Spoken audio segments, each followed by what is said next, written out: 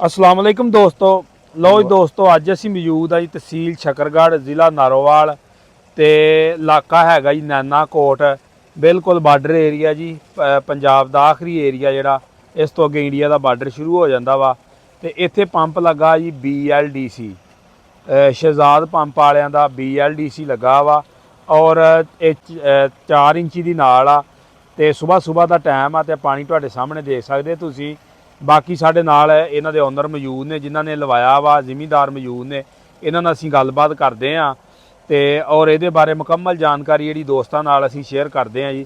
अस्सलाम वालेकुम जी। वालेकुम सलाम जी भाईजान जी। ठीक सर, अल्लाह दा शुक्र जी भाईजान, की नाम जी अपना? सखावत अली सर नाम मेरा। ये असीं किहड़े इलाके दे विच खलोते जरा दस्सिओ। तहसील Shakargarh, district Narowal, border area, Kot Naina दा इलाका है सर। हाँ जी। हाजीपुर गांव है सर, सही, बिल्कुल बार्डर दे ऊपर सर। ठीक। उस जगह ते असीं खड़े हैं सर।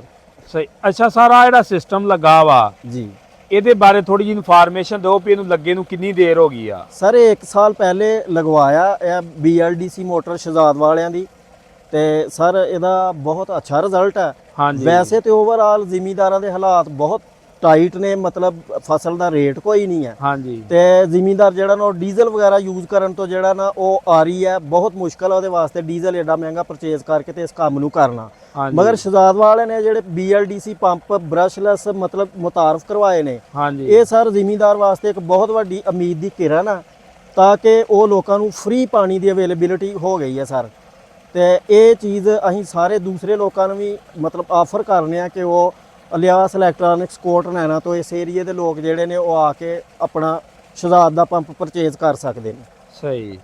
ਅੱਛਾ, ਸਾਰੇ ਜਿਹੜਾ BLDC ਪੰਪ ਆ ਔਰ ਨਵੀਂ ਔਰ ਜਦੀਦ ਟੈਕਨੋਲੋਜੀ ਆ, ਇਹਦੇ ਵਿੱਚ ਤੇ ਜਿਹੜੇ ਪਹਿਲੇ ਪੰਪ ਲੱਗਦੇ ਸੀ ਉਹਨਾਂ ਉਸ ਟੈਕਨੋਲੋਜੀ ਦੇ ਅੰਦਰ ਕੀ ਫਰਕ ਵਾ? ਸਰ ਇਹ ਟੈਕਨੋਲੋਜੀ ਘੱਟ ਤੋਂ ਘੱਟ ਪੈਨਲ ਯੂਜ਼ ਹੁੰਦੇ ਨੇ, ਬ੍ਰਸ਼ਲੈਸ ਪੰਪ ਨੇ, ਕਾਰਬਨ ਫ੍ਰੀ ਪੰਪ ਨੇ। ਇਹਨਾਂ ਦੀ ਇੱਕ ਜਿਹੜੀ ਉਹ ਬਹੁਤ ਲੌਂਗ ਲਾਈਫ ਬਹੁਤ ਜ਼ਿਆਦਾ ਇਹਨਾਂ ਦੀ। ਦੂਸਰਾ ਸਰ ਦੂਸਰੇ ਜਿਹੜੇ ਪੰਪ ਸਨ ਉਹ 18 ਤੋਂ 20 ਪੈਨਲ 30 ਪੈਨਲ ਲੋਕ ਲਾ ਕੇ ਇਹਨਾਂ ਨੂੰ ਇਸਤੇਮਾਲ ਕਰਦੇ ਸੀ। ਇਹਦਾ ਸਾਹਮਣੇ ਜਿਹੜਾ ਲੱਗਾ ਹੋਇਆ ਇਹ 4 ਪੈਨਲ ਤੇ 3 ਇੰਚ ਦੀ ਡਿਲੀਵਰੀ ਦੇ ਰਿਹਾ ਸਰ। ਸਹੀ। ਅਗਰ ਕੋਈ ਹੋਰ ਪੰਪ ਯੂਜ਼ ਕਰਾਂਗੇ ਤੇ ਉੱਥੇ ਸਾਨੂੰ ਸਾਡਾ ਸੋਲਰ ਦਾ ਬਹੁਤ ਜ਼ਿਆਦਾ ਖਰਚਾ ਸਰ ਆ ਜਾਂਦਾ। ਸਹੀ। ਅੱਛਾ ਜੀ, ਇਹ 3 ਇੰਚੀ ਆ?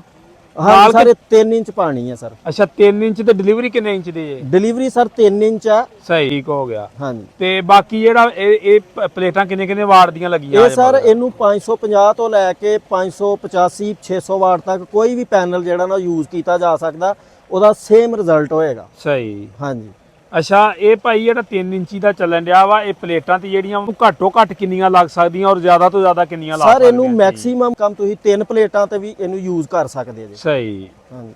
ਅੱਛਾ, ਇਸ ਦੇ ਨਾਲ ਜਿਹੜਾ ਵਾ ਕੰਟਰੋਲਰ ਵਗੈਰਾ ਲਾਉਣ ਦੀ ਜ਼ਰੂਰਤ ਆ ਕਿ ਨਹੀਂ? ਸਰ ਇਹਦੇ ਨਾਲ ਕੋਈ VFD ਯੂਜ਼ ਨਹੀਂ ਹੁੰਦੀ। ਇਹ ਆਲਰੇਡੀ ਕੰਪਨੀ ਦਾ ਜਿਹੜਾ ਨਾ ਇਹਦੇ ਨਾਲ ਹੀ ਸ਼ਹਜ਼ਾਦ ਵਾਲਿਆਂ ਦਾ ਇੱਕ ਛੋਟਾ ਕੰਟਰੋਲਰ ਮੌਜੂਦ ਹੁੰਦਾ। ਹਾਂਜੀ। ਅਲੱਗਾ ਤੋਂ ਉਹਨੂੰ ਜ਼ਿਮੀਂਦਾਰ ਨੂੰ ਪਰਚੇਜ਼ ਕਰਨ ਦੀ ਜ਼ਰੂਰਤ ਕੋਈ ਨਹੀਂ ਆ। ਉਹ ਵੀ ਜ਼ਿਮੀਂਦਾਰ ਦਾ 70-80 ਹਜ਼ਾਰ ਰੁਪਏ ਦਾ ਖਰਚਾ ਜਿਹੜਾ ਉਹ ਬਚ ਜਾਂਦਾ। ਸਹੀ। ਯਾਨੀ ਕਿ ਇਹਦੇ ਨਾਲ ਹੀ ਮਿਲਦਾ ਵਾ? ਇਹਦੇ ਨਾਲ ਹੀ ਕੰਪਨੀ ਸਰ ਦੇ ਰਹੀ ਹੁੰਦੀ ਆ ਔਰ ਮਤਲਬ ਉਸੇ ਪ੍ਰਾਈਸ ਦੇ ਵਿੱਚ ਹੀ ਦੇ ਰਹੀ ਹੁੰਦੀ ਹੈ। ਸਹੀ। ਅੱਛਾ, ਤੇ ਉਹਦਾ ਕੀ ਕੰਮ ਆ ਇਹਦੇ ਜਿਹੜਾ ਇਹਦੇ ਨਾਲ ਵਾ? ਉਹਨੇ ਸਰ ਸਿਰਫ ਕੰਟਰੋਲ ਕਰਨਾ ਹੁੰਦਾ ਤਾਂ ਕਿ ਅਗਰ ਮਤਲਬ ਜਿਹੜੀ ਇਸ ਟਾਈਮ ਜਿਹੜੀ ਧੁੱਪ ਹੁੰਦੀ ਆ ਉਹਨੂੰ ਕੰਟਰੋਲ ਕਰਕੇ ਉਹਨੇ ਬੈਲੈਂਸ ਇੱਕ ਉਹਨੂੰ ਮੋਟਰ ਨੂੰ ਜਿਹੜਾ ਉਹ ਦੇਣਾ ਹੁੰਦਾ ਸਰ। ਸਹੀ। ਯਾਨੀ ਕਿ ਇਹਦਾ ਕਰੰਟ ਕੰਟਰੋਲ ਕਰਨਾ, ਕਰੰਟ ਕੰਟਰੋਲ ਕਰਨਾ, ਪ੍ਰੋਪਰ ਰੱਖਣਾ ਵੀ ਵਧੇ ਘਟੇ ਨਾ। ਹਾਂਜੀ ਹਾਂਜੀ। ਸਹੀ।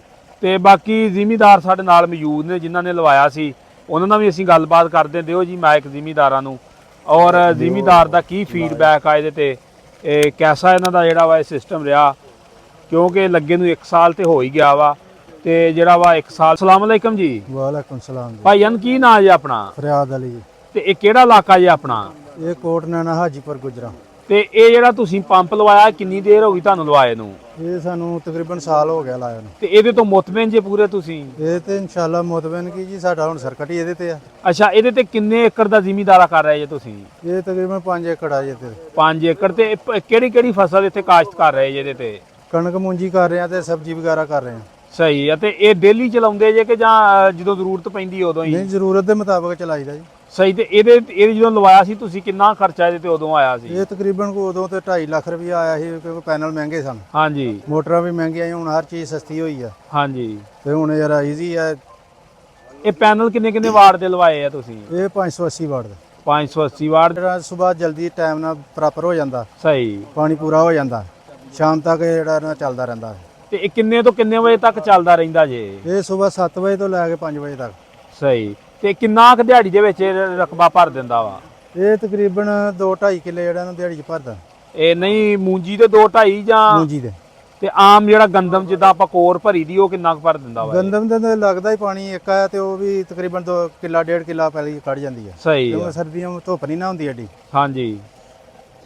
ਅੱਛਾ, ਇਹ ਜਾਨੀ ਕਿ ਤੁਹਾਡਾ ਤੁਸੀਂ ਇਹਦੇ ਤੇ ਮੁਤਮਿਨ ਜੇ ਕਿ 5 ਏਕੜਾਂ ਤੱਕ ਦੀ ਵਾਹੀ ਹੋਵੇ ਤੇ ਉਹਦੇ ਵਾਸਤੇ ਇਹ ਕਾਮਯਾਬ ਆ? ਇਹ ਬਿਲਕੁਲ ਪੂਰਾ ਕਾਮਯਾਬ ਹੈ ਜੀ। ਅਸੀਂ ਉਦੋਂ ਦਾ ਫੀਟਰ ਨਹੀਂ ਚਲਾ ਕੇ ਵੇਖਿਆ, ਸਹੀ।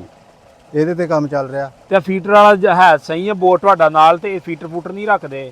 ਫੀਟਰ ਹੁਣ ਜ਼ਰੂਰਤ ਹੀ ਨਹੀਂ ਇਹਨੂੰ, ਇਹ ਪਾਣੀ ਇਹ ਹੀ ਪੂਰਾ ਕਰੀ ਜਾਂਦਾ ਤੇ ਫੀਟਰ ਕੀ ਕਰਨਾ। ਸਹੀ। ਅੱਛਾ ਭਾਈ, ਇਹ ਤੁਸੀਂ ਦੱਸੋ ਵੀ ਇਹ ਜਿਹੜਾ BLDC ਪੰਪ ਜਿਹੜਾ ਵਾ ਇਹ ਪਾਣੀ ਦੀ ਸਤ੍ਹਾ ਜਿਹੜੀ ਕਿੰਨੀ ਹੋਣੀ ਚਾਹੀਦੀ ਜਿਹੜੇ ਇਲਾਕੇ ਦੇ ਵਿੱਚ, ਜਿਹੜੇ ਇਲਾਕਿਆਂ 'ਚ ਕਾਮਯਾਬ ਆ? ਸਰ BLDC 18 ਤੋਂ 20 ਤੋਂ 25 ਫੁੱਟ ਦਾ ਲੈਵਲ ਜਿਸ ਵੀ ਏਰੀਆ ਦੇ ਵਿੱਚ ਆ ਉੱਥੇ BLDC ਪੰਪ ਯੂਜ਼ ਯਾਨੀ ਕਿ ਜ਼ਮੀਨ ਤੋਂ ਸਤ੍ਹਾ ਪਾਣੀ ਦੀ 20-25 ਉੱਪਰ ਵਾਲੀ ਸਤ੍ਹਾ ਇੰਨੀ ਹੋਣੀ ਚਾਹੀਦੀ ਹੈ। ਬੋਰ ਮੇ ਵੀ 50 60 100 ਵੀ ਹੋ ਜਾਏ ਉਹਦਾ ਕੋਈ ਇਸ਼ੂ ਨਹੀਂ ਹੁੰਦਾ ਸਰ। ਸਹੀ। ਦੂਸਰਾ, ਅਗਰ ਜਿੱਥੇ ਉਹਦੀ ਪਾਣੀ ਦੀ ਸਤ੍ਹਾ ਗਹਿਰੀ ਆ, ਬਹੁਤ ਗਹਿਰੀ 50 60 100 ਫੁੱਟ ਗਹਿਰੀ ਆ, ਉੱਥੇ ਇਹਨਾਂ ਦੇ ਸ਼ਹਿਜ਼ਾਦ ਵਾਲਿਆਂ ਦੇ ਸਬਮਰਸੀਬਲ ਪੰਪ ਯੂਜ਼ ਹੋ ਜਾਂਦੇ ਨੇ। ਸਹੀ ਸਹੀ, ਠੀਕ ਹੋ ਗਿਆ ਜੀ। ਯਾਨੀ ਕਿ ਤੁਹਾਡਾ ਕਹਿਣਾ ਵੀ ਜਿਹੜੇ ਇਲਾਕਿਆਂ ਵਿੱਚ ਪਾਣੀ ਦੀ 20-25 ਫੁੱਟ ਸਤ੍ਹਾ ਵਾ ਉੱਥੇ ਕਾਮਯਾਬ ਆ ਜੀ? ਉੱਥੇ ਬਿਲਕੁਲ 100% ਕਾਮਯਾਬ ਆ ਸਰ, ਬਹੁਤ ਅੱਛਾ ਰਿਜ਼ਲਟ। ਸਹੀ।